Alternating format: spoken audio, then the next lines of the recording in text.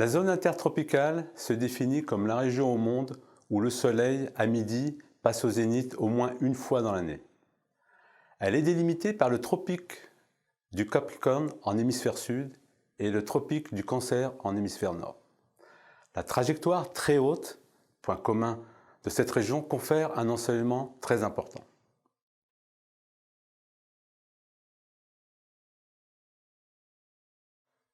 Deux facteurs importants apportent des variations climatiques. Le premier facteur, c'est le positionnement géographique. À l'équateur, les trajectoires du Soleil sont symétriques. Les plans nord et sud sont alternativement exposés de façon identique toute l'année et il n'existe quasiment pas de saison. Cependant, plus on s'éloigne de l'équateur en s'approchant des tropiques, plus la symétrie des plans d'exposition sud et nord sont marqués, et plus l'effet de saisonnalité du climat est accentué.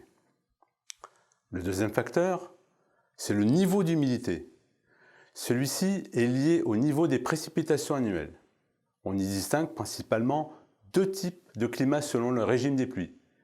Les climats tropicaux humides qui connaissent moins de 4 mois secs dans l'année, en une ou deux fois, et les autres climats tropicaux qui connaissent plus de 4 mois de saison sèche.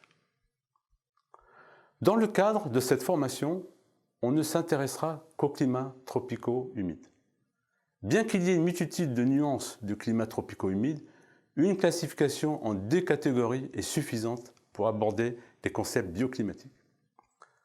Le climat équatorial, proche de l'équateur, chaud et humide toute l'année. Le climat tropical humide des régions proches des tropiques. Le régime des pluies connaît une saisonnalité d'autant plus accentuée que l'on s'approche des tropiques avec une saison sèche, fraîche, et une saison humide, chaude. Passons en revue les indicateurs climatiques de ces deux catégories de climat.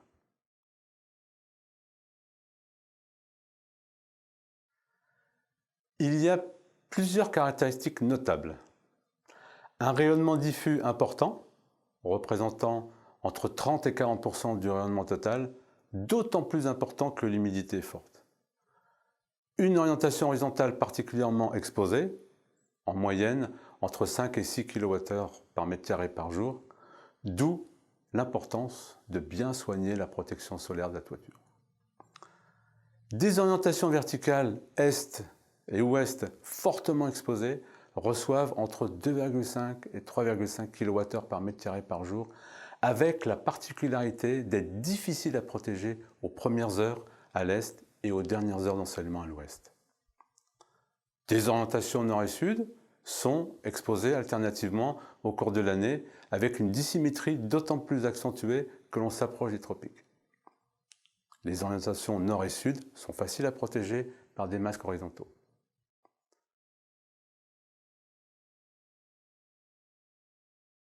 Les deux types de climat se caractérisent par des températures relativement clémentes et des amplitudes de température faibles.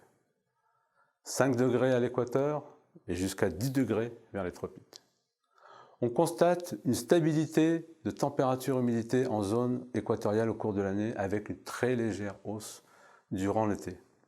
Si on fait défiler les nuages de points de chaque mois d'une station de météo comme Cayenne, par exemple, sur le diagramme température-humidité, on constate une relative constance.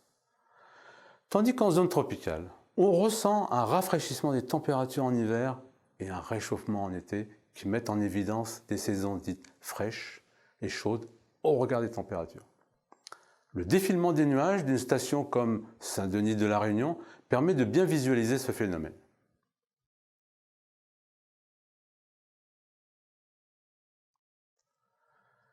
Les alizés s'imposent comme un vent dominant.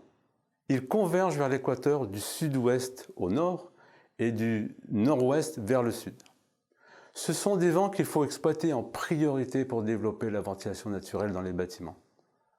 Le relief peut modifier localement le régime des vents. Par exemple, c'est le cas d'une vallée.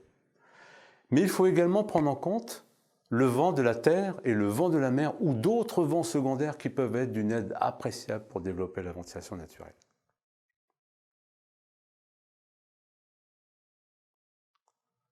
Enfin, pour conclure ces éléments contextuels, Rappelons que la conception des bâtiments dans certaines régions devra également composer avec des phénomènes climatiques exceptionnels tels que les cyclones, les températures, les inondations. Elles devront aussi prendre en compte les risques sismiques et volcaniques. Enfin, les régions tropicales doivent intégrer des dispositifs de protection contre la protection des moustiques transmettant des maladies, paludisme, dengue, chikungunya, le développement des moisissures à l'intérieur des locaux liés à la forte humidité du climat, les problèmes liés à la faune locale, termites, guêpes maçonnes, papillonites, chauves-souris. L'effet de l'air salin et humide sur les équipements, citons la rouille, le vieillissement prématuré des installations de ventilation et de climatisation.